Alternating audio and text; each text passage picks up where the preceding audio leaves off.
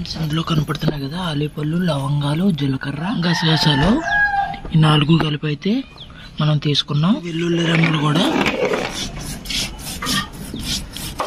రాయి పైన నూరుకున్నది టేస్ట్ బాగుంటుంది అనమాట. మా విలేజెస్ లో మిక్సీ కంటే ఎక్కువగా ఇలా రాయి పైన నూరుకుంటారు అనమాట. ఎక్కువ ఇలా నూరుకోవడం వల్ల టేస్ట్ బాగుంటుంది. మిక్సీ పెట్టుకున్నా కానీ బాగుంటుంది, కానీ విలేజ్ స్టైల్లో అయితే అంటే ఇదే టేస్ట్ రావాలనుకుంటే కంపల్సరీ రాయి పైన కానీ రోళ్ళు ఉంటాయి కదా, రాత్రి రోళ్ళు, దాంట్లో కానీ రుబ్బుకున్నట్టయితే బాగుంటుంది టేస్ట్.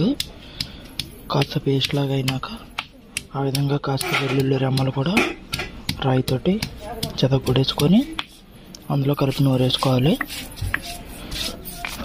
అయిపోయింది చూడండి ఫ్రెండ్స్. ఇలా ముద్దలా చేసుకొని దాన్ని మన కర్రీలో అయితే వాడుకుందాం. ఓకేనా? ముందుగా ఆయిల్ వేసుకొని అందులోని కొన్ని పచ్చిమిరకాయలు వేసి వేసుకోవాలి. తర్వాత ముందుగా రెడీ చేసి పెట్టుకున్న ఉల్లిపాయ పేస్ట్ అనేది వేసుకొని అది లైట్ బ్రౌనిష్ కలర్ వచ్చేంత వరకు అలా గట్టితో కలుపుకుంటూ వేసుకోవాలి.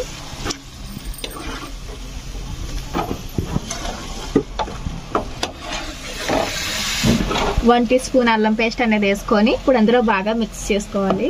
అందులోని కొంచెం టమోటా పేస్ట్ అనేది వేసుకోవాలి. వేసుకున్న తర్వాత ఇప్పుడు దాన్ని బాగా కలుపుకోవాలి.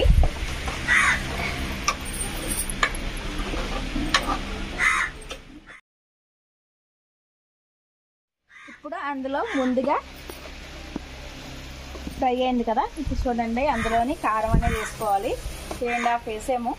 మీరు మీ రుచికి తగ్గట్టు కారం అనేది వేసుకోండి. చేపల కూరలో కారం ఎక్కువ ఉంటేనే టేస్ట్ బాగుంటుంది. అలాగే అందులోకి తగినంత ఉప్పు వేసుకోవాలి. మేము రాళ్ళ ఉప్పు అనేది వేసాము. మీ దగ్గర లేకపోతే సాల్ట్ కూడా వేసుకోవచ్చు. ఇప్పుడు దీన్ని బాగా మిక్స్ చేసుకోవాలి.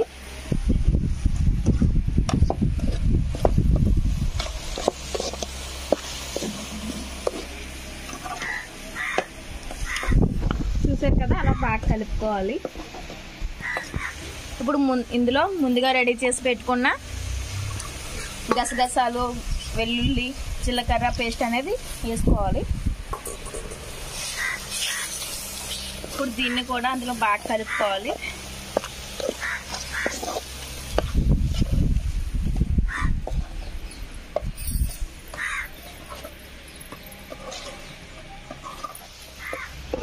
చూసారు కదా, అది అడిగాడినది అంటకంట మధ్య మధ్యలో అలా కలుపుతూ ఉండాలి. అది కొంచెం పచ్చివాసన పోయేంత వరకు అలా గడ్డికి కలుపుకుంటూ ఉండాలి.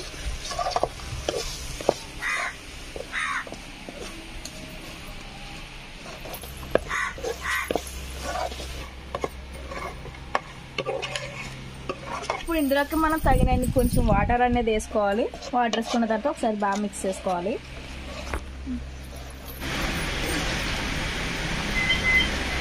బాగా కలుపుకోవాలి. కొంచెం చింతపండు అనేది వేసుకొని అందులో కొంచెం వాటర్ వేసుకొని దాన్ని బాగా అనేది కలుపుకొని దాని నుంచి జ్యూస్ అనేది తీసుకోవాలి. చింతపండు చిన్నది బాగా ఉడికిన తర్వాత చింతపండు చిన్న జ్యూస్ అలా పూసుకోవాలి. అంటే చేపల కూర కాబట్టి చింతపండు చిన్నది పూసుకోవాలి. ఆ చింతపండు పులుపు తగిలిన వల్ల చేప ముక్క ఎడకంట ఉంటుందని వేసుకుంటారు.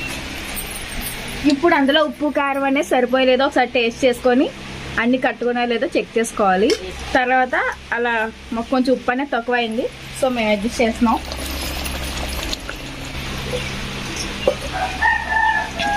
అందులో కొంచెం వాటర్ అనేది వేసుకోవాలి. కడుక్కున్న చేపలని ఇప్పుడు మనం ఆ పేస్ట్లో అనేది రెండు అనేది అలా పడుచుకోవాలి.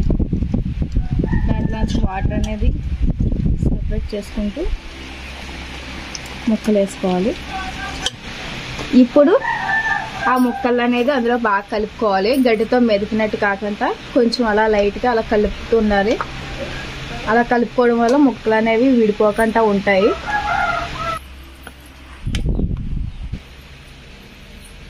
పెట్టుకొని 5 నిమిషాల పాటు చేపలు అనేవి మగ్గనివ్వాలి. వేసి కర్రలు పోయేదని పులావ్ చేసుకోవాలి.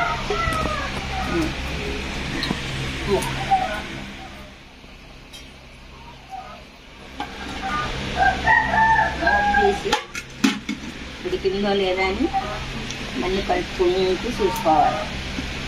ఒక గంట కలుపుకోవాలి. అది ఇడిపోతే మళ్ళీ బాగోదు. అందుకే జాయిగా కలుపుకోవాలి. అలాగా ఉడికిందా లేదా అని ఫ్రై చేయాలి.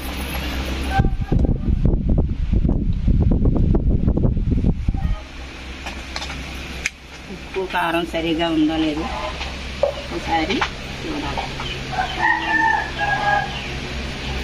కరెక్ట్గా చెప్పు. ఇంకా కొద్దిగా మగ్గనిద్దాం. తీసి చూస్తున్నాం. చూసిన తర్వాత ముక్క ఇడిపోకుండా కలుపుకోవాలి. కూర రెడీ అయిపోయింది. కొత్తిమీర జల్లుతున్నాను.